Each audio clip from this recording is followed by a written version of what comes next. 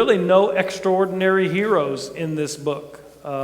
In fact, one could ask, because in the timeline of Esther, Esther takes place after I think it's 55 years or so after the first wave of Jewish exiles were released and sent and allowed to go back to Jerusalem. And King Cyrus of Persia, I'm getting ahead of myself, but he said, anybody who wants to go back to Jerusalem, y'all just go. The exile was over. One question could be asked, why did y'all stay? Why didn't y'all go back to Jerusalem? So there's a lot of things that we're going to talk about like that in this book, but there's no miracles, no extraordinary heroes. It's just simply God working through flawed individuals to protect his people in exile. That's what the book is about. And you know the story. It's going to be a decree to wipe out all the Jews, and it's because of Esther and Mordecai that the people are saved. God's not mentioned, not one time in the whole book of Esther. But in the story, we see his hand everywhere, in every work and every detail. So it's going to kind of be like Ruth in the fact that God is providentially, unmistakably working behind the scenes to make sure everybody's in the right place at the right time and the right things happen so that God can bring his choice, Esther, to the throne of Persia and save the Jewish people from annihilation. The main difficulty with the book of Esther is that the book is meant to be read in one sitting. So the way we do, we'll take chapter 1 and then next week we'll do chapter 2. And that's difficult with the book of Esther because the truths that we glean in the early chapters are often informed by what we know is going to happen in the later chapters. And so the story is meant to be read in one sitting. It's only 10 chapters or so. And as the story unfolds, so to apply the book to our lives, we need to know the whole story before we begin. So to introduce the book to us tonight, before we begin chapter 1, rather than me just telling you everything that happens, I found another one of those Bible Project videos of Esther. And it's only about 7 minutes. And I'm going to show it to you. And it's just going to kind of walk through the whole story.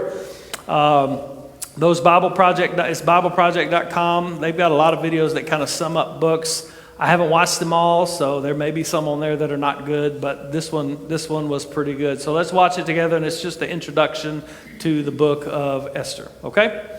Will you play that video? I don't know if I have it in the right spot. The book of Esther. It's one of the more exciting and curious books in the Bible. The story is set over 100 years after the Babylonian exile of the Israelites from their land. And while some Jews did return to Jerusalem, remember Ezra and Nehemiah, many did not. And so the book of Esther is about a Jewish community living in Susa, the capital city of the ancient Persian Empire. And the main characters in this story are two Jews, Mordecai and then his niece Esther. And then there's the king of Persia, who's something of a drunken pushover in this story. And then there's the Persian official Haman, the cunning villain. Now, this is a curious book in the Bible, mainly for the fact that God is never even mentioned, not once, which might strike you as kind of odd. I mean, isn't the Bible about God? But this is a brilliant technique by the author, who's anonymous, by the way. It's an invitation to read this story looking for God's activity, and there are signs of it everywhere. The story is full of very odd, quote, coincidences and ironic reversals, and it all forces you to see God's purpose at work, but behind the scenes. Let's just dive into the story. The book opens with the king of Persia throwing 2 elaborate banquet feasts that last a total of 187 days, and it's all for the grandiose purpose of displaying his greatness and splendor. On the last day of the banquet feast, he's really drunk, and he demands that his wife, Queen Vashti, appear at the party to show off her beauty. She refuses, and so in a drunken rage, the king deposes Vashti and makes the silly decree that all Persian men should now be the masters of their own homes. Then he holds a beauty pageant because he wants to find a new queen. This is like a really bad soap opera. But it's right here that we're introduced to Esther and Mordecai. Esther hides her Jewish identity and enters the beauty pageant and wins.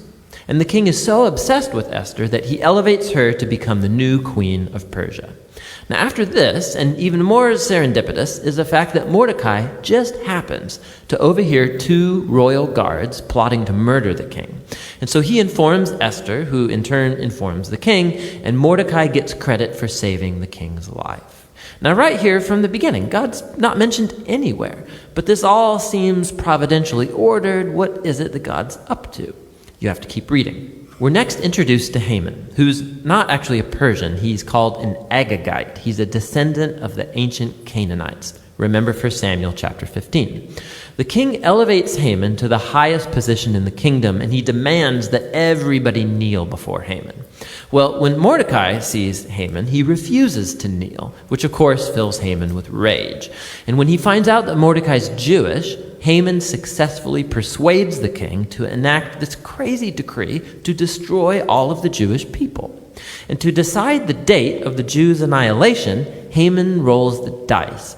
A die is called pur in Hebrew. Tuck that away for later. 11 months later, on the 13th of Adar, all the Jews will die.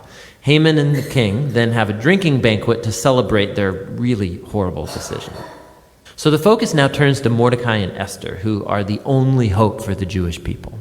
They make a plan that Esther is going to reveal her Jewish identity to the king and ask him to reverse the decree. But approaching the king without a royal request is, according to Persian law, an act worthy of death. So in a key statement, Mordecai, he's confident that even if Esther remains silent, that deliverance for the Jews will arrive from another place. And then Mordecai wonders aloud. He says, who knows? Maybe you've become queen for this very moment.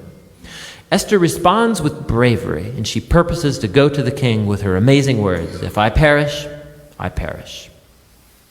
Now, in what unfolds, we watch the ironic reversal of all of Haman's evil plans.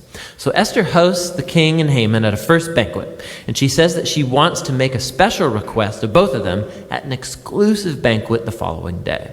So Haman leaves the banquet totally drunk, and he sees Mordecai in the street. He fumes with anger, and he orders that a tall stake be built so that Mordecai can be impaled upon it in the morning. It seems like things can't get any worse for the Jews and for Mordecai. But all of a sudden, the story pivots. It just so happens that night, the king, he can't sleep. And he has the royal chronicles read to him for good bedtime reading. And he just happens to hear about how Mordecai had saved the king's life. He had totally forgotten. So in the morning, Haman enters to request Mordecai's execution. And the king in that moment orders Haman to honor Mordecai publicly for saving his life. So now Haman has to lead Mordecai around the city on a royal horse, telling everyone to praise him. Now this moment in the story, it's a pivot for the whole book. It begins Haman's downfall and Mordecai's rise to power. Watch how this works. The day after is Esther's second banquet. So the king and Haman arrive, and Esther informs the king that first of all she's Jewish, and second that Haman has enacted a decree to murder her and to murder Mordecai, who saved his life, and to murder all of the Jews. Now the king's had a lot to drink, so when he hears this news, he goes into yet one more drunken rage, and he orders that Haman be impaled on the very stake he made for Mordecai. It's ironic and a grisly way for Haman to go. Haman's execution, however, doesn't solve the problem of the decree to kill all of the Jews. So the focus now turns to Esther and Mordecai as they make a plan to reverse the decree. They discover that the king can't revoke a decree that he's already made. So instead, the king commissions Mordecai to issue a counter-decree. On the appointed day that all of the Jews were supposed to be killed, the 13th of Adar, now the Jews are ordered to defend themselves and to destroy any who plotted to kill them. Then Mordecai, Esther, and Jews everywhere hold banquets and feasts to celebrate this new decree, and Mordecai is elevated to a seat beside the king. Eventually, the decreed day comes, and the Jews triumph over their enemies. First, they destroy Haman's family, and then any other Persian officials who had joined in Haman's plot. And then on a second day, they get permission to destroy any who plotted against them throughout the entire kingdom. This results in joy and celebration as the Jews are rescued from annihilation. The story then tells about how Esther and Mordecai established by decree this annual 2-day feast of Purim to commemorate their deliverance from destruction. And the name of the feast comes from Haman's dice. Remember, Purim. The book concludes with a short epilogue as Mordecai is elevated to second in command in the kingdom, and we are told now of his royal greatness and splendor as the Jews thrive in exile. Now, step back. Notice how this whole story has been designed. The story was full of moments of ironic reversal, but we can now see the whole story is structured as an ironic reversal, right down to the details. So the king's splendor and feasts and decrees are mirrored by Mordecai's splendor and feasts and decrees at the end. Esther and Mordecai, they first saved the king, but now in the end they save all of the Jews. Then you have Haman's elevation and edicts and banquet that gets reversed by Mordecai's elevation and edict and banquet. And then at the center you have Esther and Mordecai's planning scenes, and then Esther's two banquets that act as a frame around the greatest moment of reversal in the whole story: Haman's humiliation and Mordecai's exaltation. Beautiful. Another fascinating feature of this book is the moral ambiguity of the characters. There's a lot of drinking and anger and sex and murder, of which Mordecai and Esther are a part. Not to mention their violation of many commands in the Torah, like marrying Gentiles or eating impure foods. And so the story's not putting Mordecai and Esther forward as moral examples, as if it endorses all of their behavior. But they are put forward as models of trust and hope when things get really bad. And so the book of Esther comes back to that question with which we began: why God is not mentioned. The message of this book seems to be that when God seems absent, when his people are in exile, when they're unfaithful to the Torah, does this mean that God is done with Israel? Has God abandoned his promises? And the book of Esther says no. It invites us to see that God can and does work in the real mess and moral ambiguity of human history. And he uses the faithfulness of even morally compromised people to accomplish his purposes. And so the book of Esther asks us to be willing to trust God's providence even when we can't see it working, and to hope that no matter how bad things get, God is committed to redeeming his world. And that's what the book of Esther is all about. All right, you got it? Yeah, we got it. Sweet. Do we even need to go through it now that we know what it's all about? That was a trick question. Okay, any questions before we start? We're just going to do chapter 1. Yes? I thought that they put up a scaffold to hang Mordecai. Yeah, that's a translational whatever. Scaffolding to hang him, pole to stick him on. ESV is going to say hanging, scaffolding and hanging, yeah. So yeah, like I said, they're just videos to give us the overview.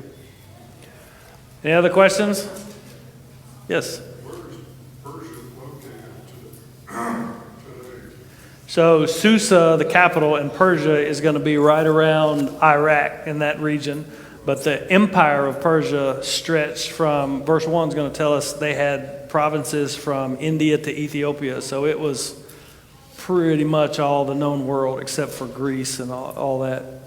So it stretched a pretty good way. And we're going to talk about where we are in biblical history and the story and all that kind of stuff. So, well, let's just go ahead and do that now. So where Esther happens, the time frame. So Jerusalem was destroyed by Babylon. Remember Nebuchadnezzar? That's 586, 587 BC. And the people of Judah went into captivity into Babylon. The northern kingdom, Israel and Ephraim, had already been in captivity in Assyria. The people of Judah went into captivity, into exile, and they stayed there in Babylon. In about 538, King Cyrus rose to power in Persia. Persia became a world power, an empire. And in 538, Persia conquered Babylon. And so now Persia is the big dog. It's Media Persia. They're the big dog on campus. They're the big power. And you probably have heard of Cyrus because it was prophesied many years earlier that Cyrus would issue a decree to free the Jews from exile. And he did. It was right in that year, 538, where he conquered Babylon. He issued a decree that any of the Jews who wanted to go back to Jerusalem and rebuild and do whatever, they were free to go. But many of the Jews decided not to go. A lot had become quite frankly, comfortable in Babylon. So the first wave of Jews returned with two men, one named Zerubbabel and one named Joshua. Zerubbabel was kind of the governor, the political leader, king, if you want to say. He wasn't actually a king, but more like a governor. And Joshua was kind of the high priest figure, and they led the people back. And it was 80 years later that Ezra went back with another group of people. We have that chronicled in the book of Ezra. And then 25 years or so after Ezra, Nehemiah went back with a group of people and rebuilt the walls. So Esther, the story of Esther, and what we find here begins around 55 years after the first wave went back to Jerusalem. And it's about 25 years before Ezra and then Nehemiah went back. Y'all with me? So first wave goes back, and it's 80 years before Ezra goes back. So it's in between the first and second wave of Jews going back to Jerusalem.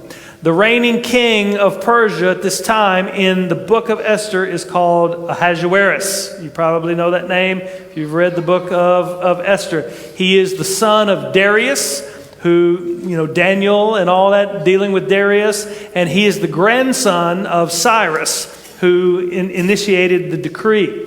History knows Ahasuerus as, anybody know? Huh? Say it again? You knew that. That's wonderful. Who said that? Jim? Look at you with the big brain on Jim. Xerxes the First. Yes, Xerxes the First. And you know who Xerxes is, even though you don't know who, you may not know that you know. We'll talk about him in just a minute.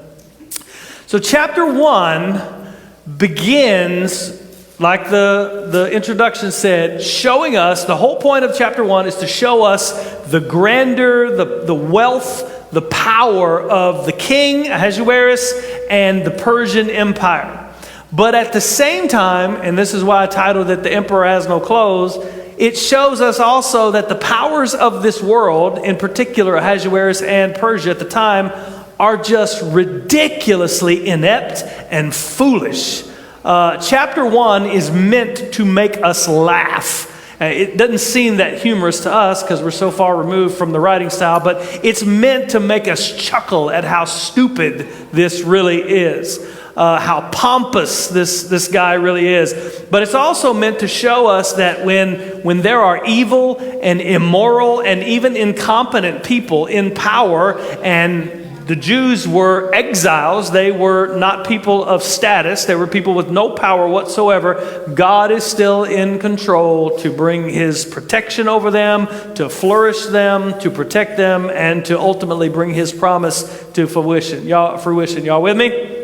All right, so what we're going to do is we're just going to read verses 1 through 22, and I'm going to try to get through chapter 1 pretty quickly. It says this: Now in the days of Ahasuerus, the Ahasuerus who reigned from India to Ethiopia, over 127 provinces, so the capital's right there around where Iraq is, but the empire spread wide.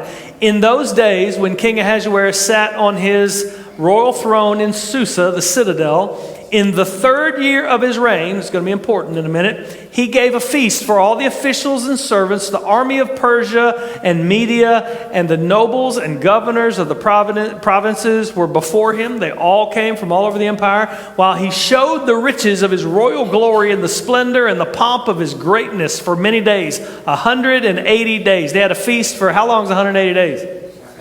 Yeah, 6 months. 6 months. That's a long party. And it says, and when these days were completed, the king gave another feast for all the people present in Susa, the citadel, both great and small, a feast lasting for 7 days in the court of the garden of the king's palace. So this is not just for the leaders and the military people, this is for everybody that's in Susa. There were white cotton curtains and violet hangings fastened with cords of fine linen and purple to silver rods and marble pillars, and also couches of gold and silver on a mosaic pavement of porphyry, marble, mother of pearl, and precious stones. It's quite a nice place. Drinks were served in golden vessels of different kinds, and the royal wine was lavished according to the bounty of the king, and drinking was according to this edict. They made a law about drinking. Here's the law. There is no compulsion. meaning do whatever you want to do. For the king had given orders to all the staff of his palace to do as each man desired. Queen Vashti also gave a feast for the women in the palace that belonged to King Ahasuerus. On the 7th day, when the heart of the king was merry with wine, meaning he was wasted, he commanded Mehuman, Biztha, Harbona, Bigtha, and Abigatha, Zethar, and Carcas, the 7 eunuchs who served in the presence of King Ahasuerus, to bring Queen Vashti before the king with her royal crown in order to show the peoples and the princes her beauty, for she was lovely to look at. But Queen Vashti refused to come to the king's command delivered by the eunuchs. At this the king became enraged, and his anger burned with him. Then the king said to the wise men who knew the times, for this was the king's procedure toward all who were versed in law and judgment, the men next to him, or the men before his face, it says literally, being all them guys' names, I'm not going to read them again. Princes of Persia and Media who saw the king's face and sat first in the kingdom. According to the law, what is to be done to Queen Vashti because she has not performed the command of King Ahasuerus delivered by the eunuchs? Then Memucan said in the presence of the king and the officials, not only against the king has Queen Vashti done wrong, but also against all the officials and all the peoples who are in the provinces of King Ahasuerus. For the queen's behavior will be made known to all women, causing them to look at their husbands with contempt, since they will say, King Ahasuerus commanded Queen Vashti to be brought before him, and she did not come. This very day, the noble women of Persia and Media will have heard of the queen's behavior, will say the same to all the king's officials, and there will be contempt and wrath in plenty. If it pleases the king, here's their advice, let the royal order go out from him, and let it be written among the laws of the Persians and the Medes, so that it may not be repealed.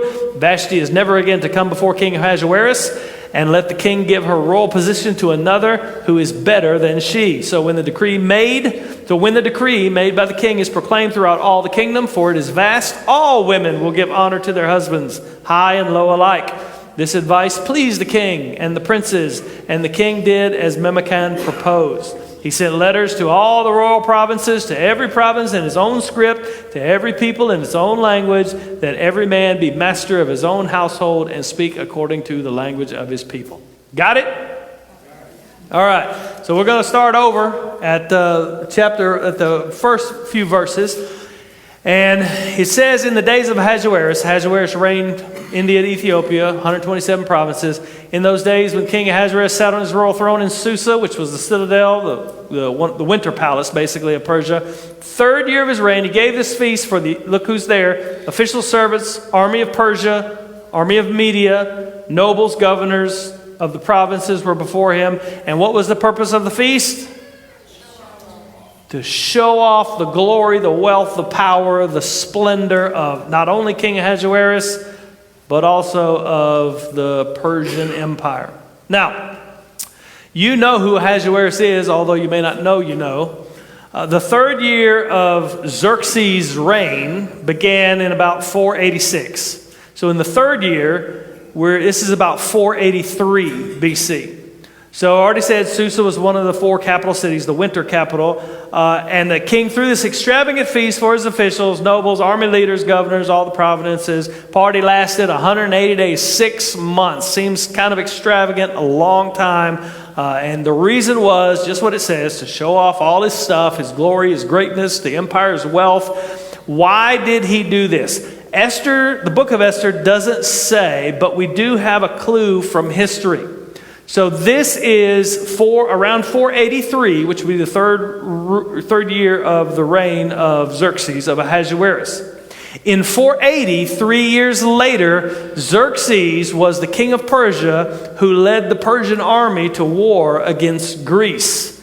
Have you heard of that battle? Xerxes is the king whose army was delayed for 2 days at the pass of Thermopylae by the 300 Spartans. So this is that Xerxes. Now, you may have seen that movie. That's not what he looked like, okay, please. And despite what you may have heard, there were more than 300 Spartans at the pass at Thermopylae. There was actually like 7,000 Greeks, but all that stuff doesn't get put in the movies either. Interestingly enough, the historian Herodotus tells us, who's not a Christian, not a Jew or anything, just a Greek historian, he tells us that before the invasion of Greece, Xerxes assembled all the Persian nobles and all the leaders and all the military people to advise him about the war and to show the might of the Persian Empire. So it's reasonable to me to see that this gathering, he's gathering the military figures to impress them with his power and grandeur to drum up support for this military campaign that's about to take place. Ultimately, if you know the history of that military campaign, he was going to avenge his father Darius, who was killed at the Battle of Marathon, and he ended up dying, not dying, but he ended up being defeated too. And so Ahasuerus, Xerxes, came back home in defeat.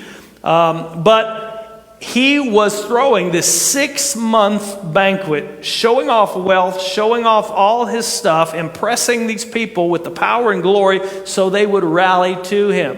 So chapter 1 of Esther happens before Ahasuerus, Xerxes, and the Persian army go off to war. He's ultimately defeated, and he comes back. And we're going to see in chapter 2, verse 16 tells us it's 4 years later when he has this beauty pageant to find his new queen. So he deposes Queen Vashti, they go off to war, they get defeated, they come back, and now he starts to replace Queen Vashti. Y'all with me in history? Okay. Anybody care? I mean, that's all fascinating to me, but most people don't care, right? Okay. I thought it was pretty good. All right, thank you, Susan. Thanks for the encouragement. It's not really pertinent to the story, but it does give us kind of a historical context of where we are. Now, this first chapter is meant to show us just the lavish, incredible wealth, splendor, power of Persia. After the 180-day party for these nobles and the leaders and governors and military officials, then he throws a 7-day party for everyone who is in Susa. It says, when these days were completed, the king gave for all the people present in Susa the citadel, all the people, great and small, a feast lasting for 7 days in the court of the garden of the king's palace. There were white cotton curtains, violet hangings fastened with cords of fine linen, purple to silver rods, and marble pillars. It says there were couches made of gold and silver on a mosaic pavement of porphyry. What is porphyry? Anybody know? Is it granite? I have no idea. We'll just leave that we'll file that in the I don't know file. Marble, mother of pearl, precious stones. Drinks were served in golden vessels, vessels of different kinds, and the royal wine was lavished according to the king's bounty. The author has given us all these details to show us this. I mean, this is incredible. Like it's meant to be awe-inspiring. The wealth and the just grandeur of this empire, but also of the king's palace and all of this. The ground that the guests walked on and the seats on which they sat were made out of materials that most people would have had locked away as precious treasures. It was just filled with all of these riches, just beyond compare. And you're not just meant to see wealth and glory here. You're also meant to see the power and the rule over the empire, which Ahasuerus and the Persian officials had. All power resided in this one man's hand. And he had his advisors, but he was all powerful in the Persian Empire. Verse 8 and 9 said, the drinking was according to this edict. There is no compulsion.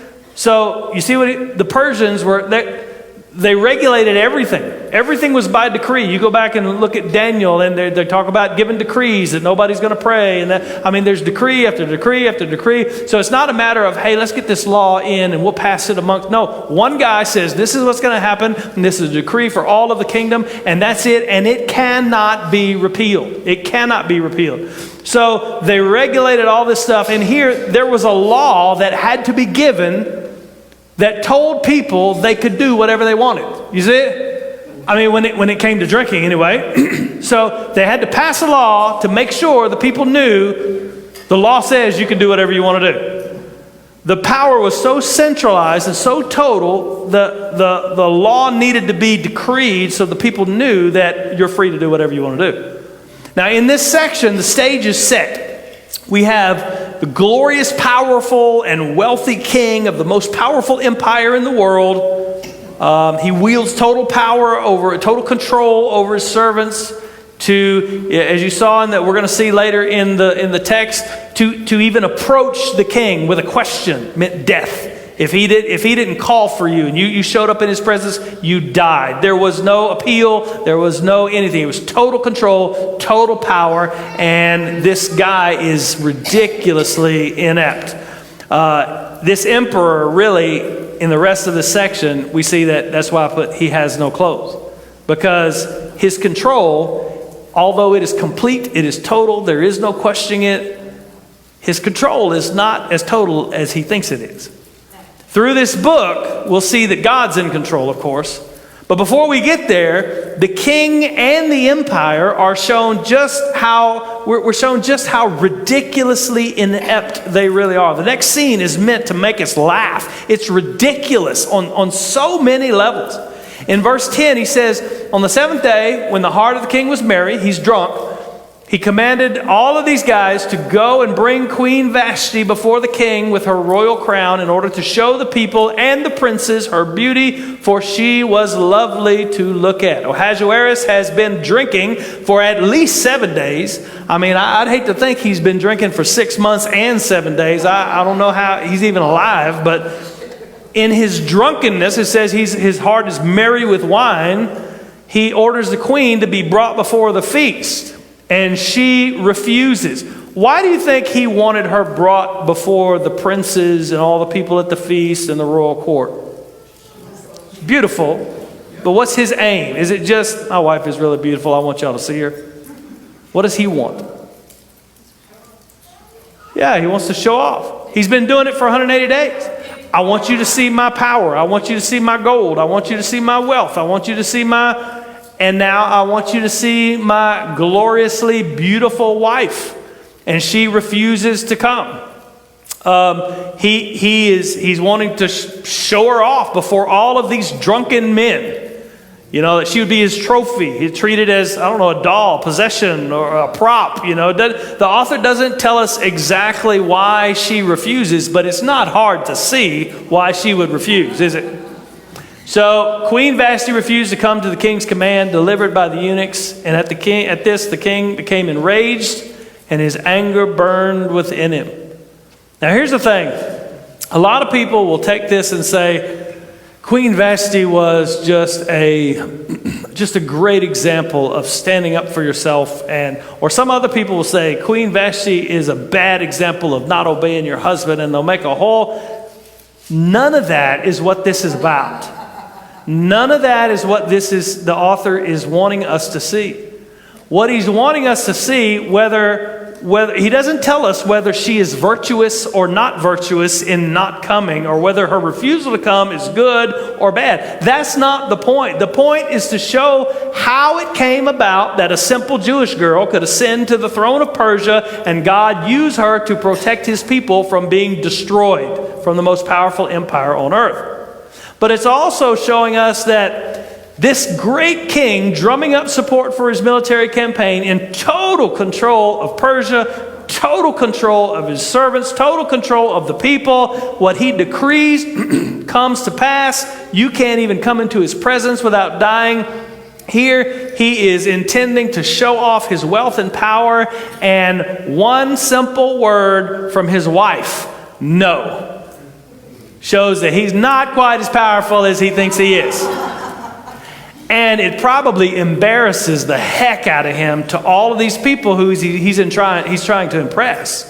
He's showing off his power and glory, and he's wanting to drum up support for this thing. And all of a sudden, I want you to see my wife. And she says, nah, not coming. The king spent 180 days showing the power and glory of the empire. And it turns out he doesn't even wield power over his own family. If Ahasuerus is really showing off his power and wealth to draw up support for this military campaign, which is not in the text, but it is historically what I think is going on, his wife's refusal would have made him look weak. It would have made him look foolish, which is why he becomes enraged and his anger burns within him. But that's not the end of the ridiculousness of this king. This great, powerful, glorious king who's just been disobeyed by his wife has to ask his advisors what to do by law about his own family squabbles. In verse 13, he says, Then the king said to the wise men who knew the times, for this was the king's procedure toward all who were versed in the law and judgment. The men next to him, being all these guys who saw the king's face, sat first in the kingdom. According to the law, what is to be done to Queen Vashti, because she has not performed the command of King Ahasuerus delivered by the eunuch. So here's where it gets really ridiculous. The advisors, he asks them, rather than going to his wife, rather than making a decree, rather than doing anything, he is just seen as this drunken, inept goofball, I guess. I don't know how another way to say it.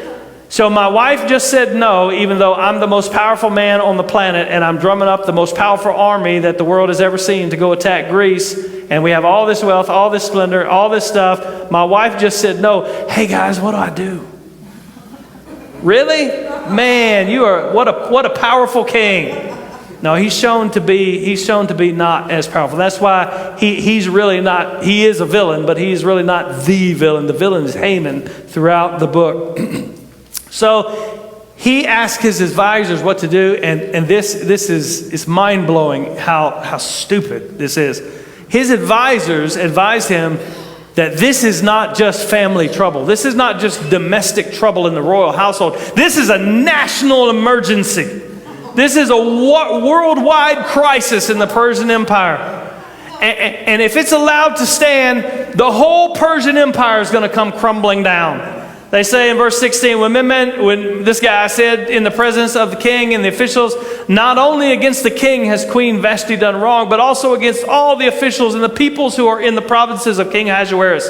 For the queen's behavior will be made known to all women, causing them to look at their husbands with contempt, since they will say, King Ahasuerus commanded Queen Vashti to be brought before him, and she did not come. This very day, the noble women of Persia and Media who have heard the queen's behavior will say the same to all the king's officials, and there will be contempt and wrath and plague. Wait a minute. The great, powerful, wealthy empire about to go conquer the world, even though they were defeated, is now in fear that it's all going to come tumbling down because wives won't listen to their husbands. One woman's defiant act caused a ripple effect of contempt and wrath throughout the whole empire. Hold on, I thought you just said Ahasuerus' rule was absolute. It don't seem that absolute anymore. When this story was told during the Feast of Purim to the Jews, the first chapter was meant to make them laugh. It was ridiculous. So you don't see his grand power. It's not as grand as he thinks anyway. So I love this. You just can't make this up. What are they worried about? They are worried about all the women in the Persian Empire finding out what Queen Vashti did. So how do we fix it? Let's send a decree out to all the provinces about what Queen Vashti did and tell them all that. He's so stupid. If it please the king, let a royal order go out from him, and let it be written among the laws of the Persians and Medes, so that it may not be repealed, that Vashti is never again to come before King Ahasuerus. Let the king give her a royal position to another who's better than she. So when the decree made by the king is proclaimed throughout all his kingdom, for it is vast, all women will give honor to their husbands, high and low alike. And then he says, this advice pleased the king and the princes, and the king did as this guy said. He sent letters to all the royal provinces, to every province in his own script, and every people in his own language, that every man be master in his household and speak according to the language of his people. The law should say, he says, Vashti's to be banished from the king's presence. King's going to find somebody to be queen, and that all wives in the Persian Empire will honor their husbands. So the king sends this decree out to every province in the empire. That is ridiculous. It's the height of ridiculousness and stupidity. If he wanted to protect the assumption of his absolute power and glory, he failed miserably because he basically publicized it all over the empire. He doesn't even have power over his own wife, the great king Ahasuerus.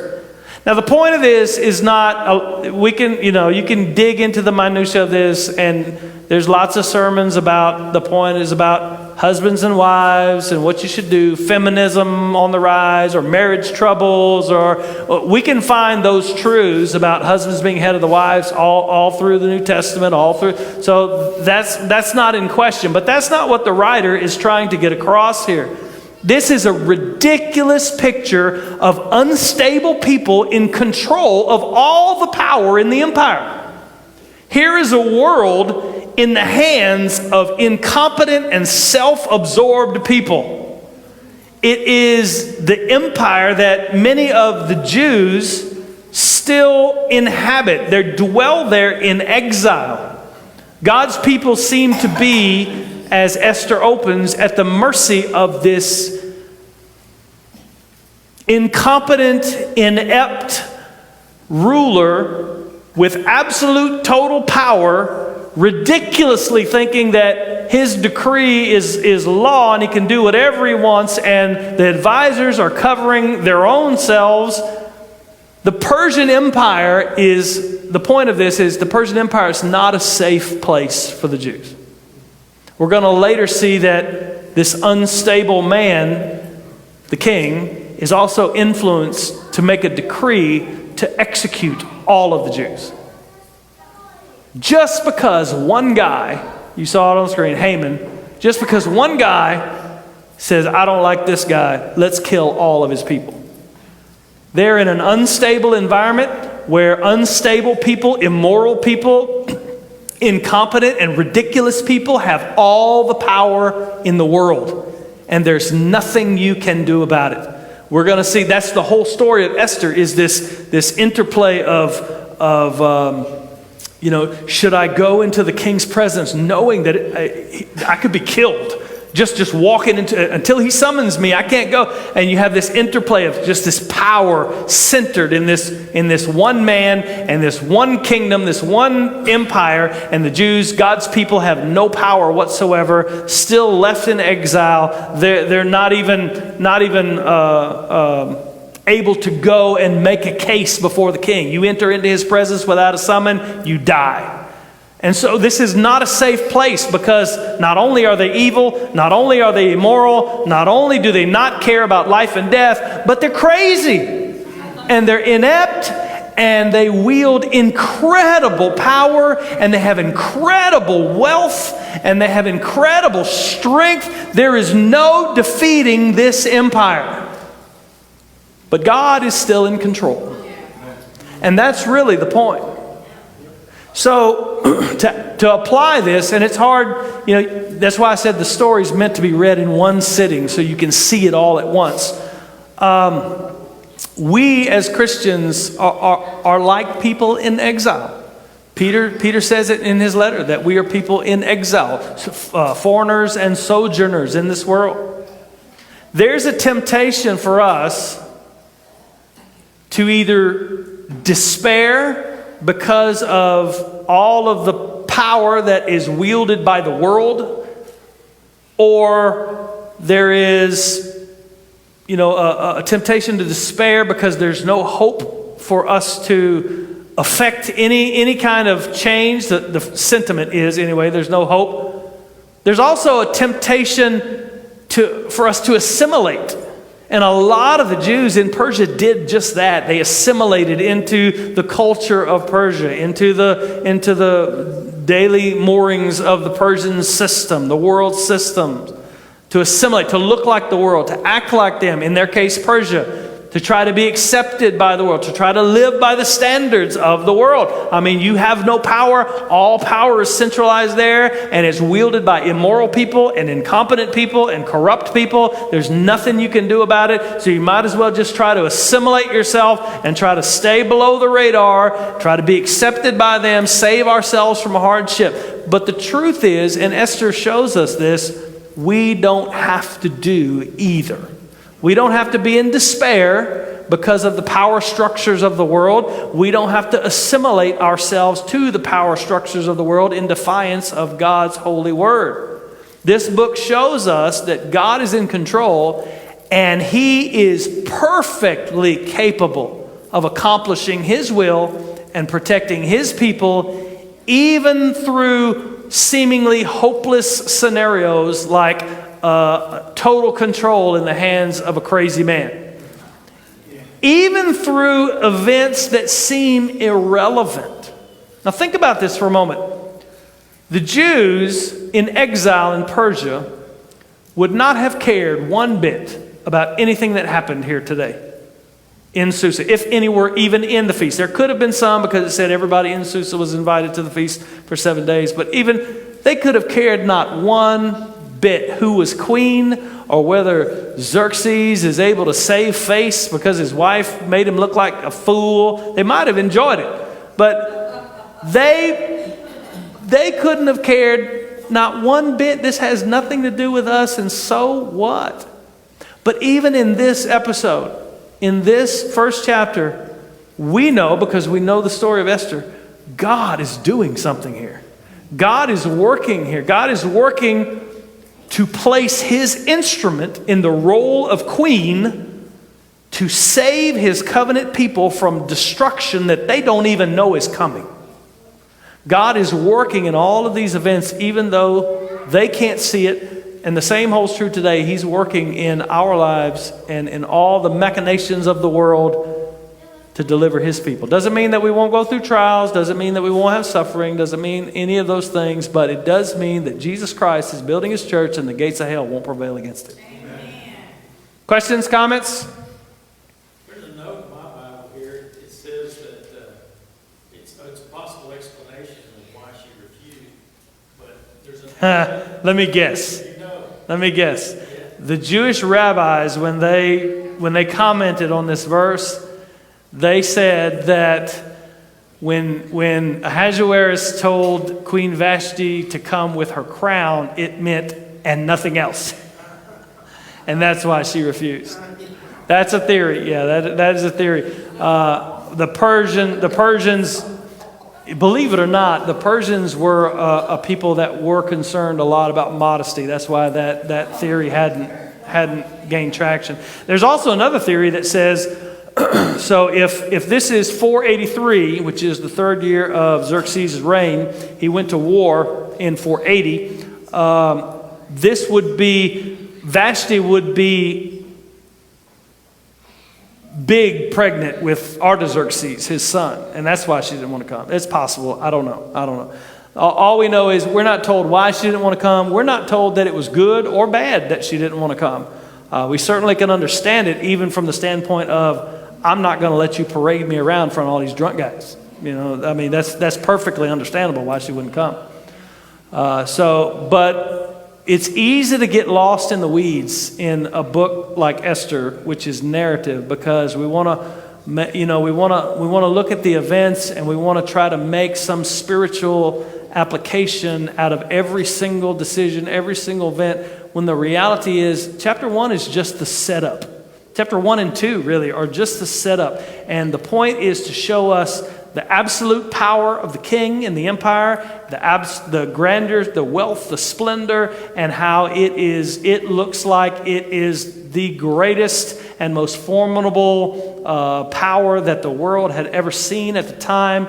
And it's inept, it's ridiculous, it is not fair. We can say it that way. It's not fair. But even in this kind of empire, even in this kind of rule under a king who is completely and totally in power, his word is law and nothing can repeal it. Even his own edict cannot be repealed. He can't do anything about it. Once his decree goes forth, it cannot be changed. It's ultimate power. Even in a society like this, God is in control. And God is working all things for His purpose, and God knows how to deliver His people, even from the most powerful of enemies. Questions, comments? Guys about reads? All right, let's pray. Father, we do love you. We thank you for your word. God, it's difficult to draw correct application from just part of a story. So God, I pray that you would help us as we kind of work through these chapters. Help me to know how much of the chapter or chapters we need to cover at one time to make it applicable to us, and your Spirit speak to us through what you have written here in this history. God, we pray that you would show us what the people who first read the book of Esther, what they understood from the narrative, from the whole story, is that you protect your people. You protect your people. You're able to save your people, and that we need not despair or fear the powers of the world, no matter how devastating and absolutely in control they look. And we need not assimilate and defy your word to protect ourselves, for you're able. You're able to protect us. You're able to provide for your people. God, even through the happenstance of people overhearing conversations, young Jewish girl being in the right place at the right time, God, you work through all things, and we can trust you. And so, God, we put our faith in you. We put our trust in you.